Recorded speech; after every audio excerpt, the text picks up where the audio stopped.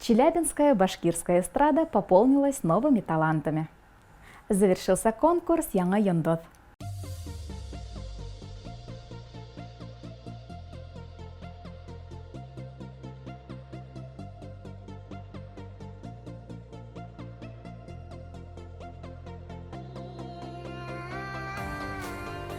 В театре ЧТЗ состоялся гала-концерт 4-го областного конкурса исполнителей башкирской эстрады «Яңа йондоз-2020». Финалисты прошли долгий путь – отборочные, полуфинал, подготовку и долгие репетиции, чтобы побороться за гран-при. Ведь каждый участник – это талантливый исполнитель с большой мечтой о сцене. В финал вышли 12 участников двух возрастных категорий. Каждый подготовил яркий номер, прибегая в том числе к реквизиту и подтанцовке.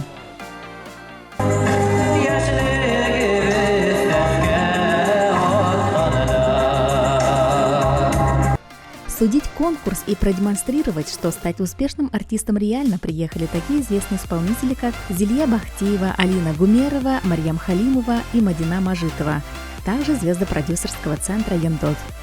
Своим примером артисты вдохновили нынешних участников и дали каждому ценные советы.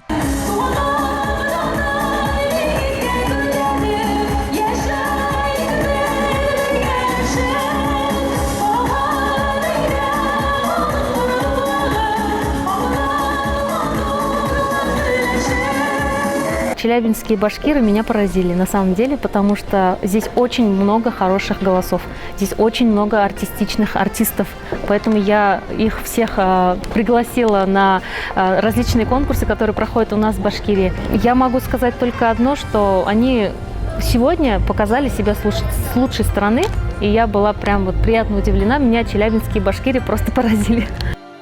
Финал этого года стал сенсацией, ведь призовые места получили абсолютно все участники конкурса. Члены жюри высоко оценили всех исполнителей, в каждом разглядели талант и не смогли определить лучшего из них, чтобы вручить долгожданный кубок Гран-при. Продюсер лейбла «Йондоз» Илдар Хуснутдинов сообщил, что обладатель Гран-при будет определен в течение года из числа победителей конкурса «Яңа йондоз-2020». Участники до такой степени ровно и достойно выступили, и невозможно было определить, кто из них победитель. Поэтому впервые, за сколько лет уже проводится этот конкурс, всегда был Гран-при, первое место. Были 2 третьих, например, 2 вторых, например, места. Но никогда, чтобы 4 первых места не было. Это означает, что эти ребята просто равносильны. Получение Гран-при откроет перед исполнителем новые возможности. Запись песни под ключ, съемку собственного видеоклипа и сотрудничество в команде артистов продюсерского центра «Йондоз».